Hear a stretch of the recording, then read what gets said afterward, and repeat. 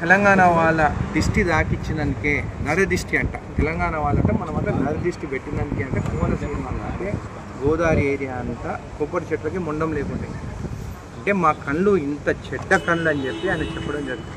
నేను ఒకటే అడుగుతున్నాను, నువ్వేమో డిప్యూటీ సీఎం ఆంధ్ర, వచ్చి ఉండేదేమో రోజు హైదరాబాద్లో, ఇన్ని రోజులు బిజినెస్ చేసుకునేదేమో హైదరాబాద్. నిజంగా మాకు నరదిష్టి కానీ ఒకరు బాగుపడదు అనేది ఉండుంటే మీ ఆంధ్ర వాళ్ళు ఇక్కడ బిజినెస్ చేసుకోగలుగుతారా?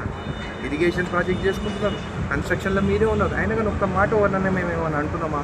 బిజినెస్ చేసుకోవాలని ఇస్తున్నాము, ఫ్రెండ్లీగా ఉన్నాము. అట్లాంటి ఈరోజు నువ్వు ఒక ఇంత పెద్ద మంచివి నువ్వు ఇట్లా మా తెలంగాణ ప్రజల గురించి తెలంగాణ గురించి మాట్లాడడం తప్పు, నేరం.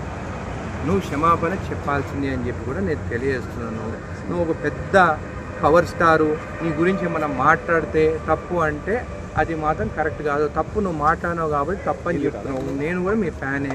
మొన్న మూవీ, రీసెంట్ మూవీ కూడా, ఫ్లాప్ అయిన మూవీ కూడా నీది అట్లీస్ట్ ప్రొడ్యూసర్ అయినా బాగుపడాలని చెప్పేసి ఇక్కడ 800 రూపాయలు టికెట్ పెంచితే కూడా నేను కూడా పోయి నీ మూవీ చూసినాను. కానీ ఈరోజు నువ్వు సెంటిమెంట్గా మా తెలంగాణ వాళ్ళ గురించి మాట్లాడితే మాత్రం కరెక్ట్ కాదు. ఎందుకు మళ్ళీ హైదరాబాద్ ఆస్తులు కొనుక్కుంటున్నావు?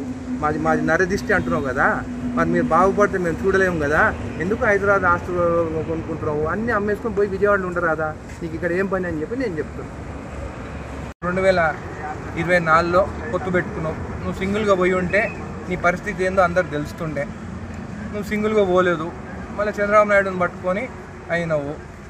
ఒక మెగాస్టార్ చిరంజీవి గారి తమ్ముడిగా ఆయన పేరు చెప్పుకుంటేనే నీకు స్థానం ఉన్నది. నిజంగా మెగాస్టార్ చిరంజీవి గారు లేకుంటే నువ్వు యాక్టర్ అయ్యేదా?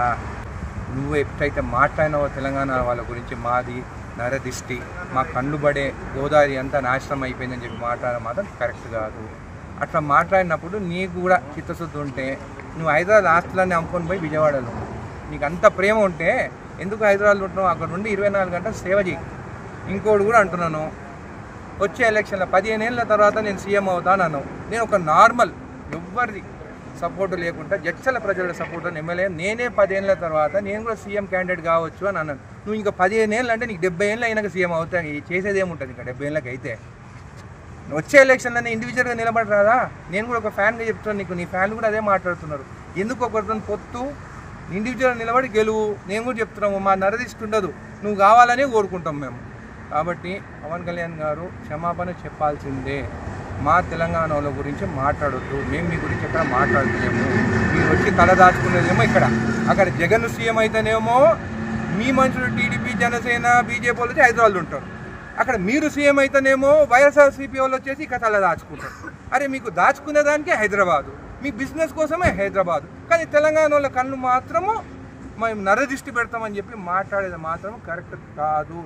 మీరు క్షమాపణ చెప్పాల్సిందే. లేకుంటే హైదరాబాద్ ఎందుకు ఆస్తులు కొనుక్కుంటున్నావు?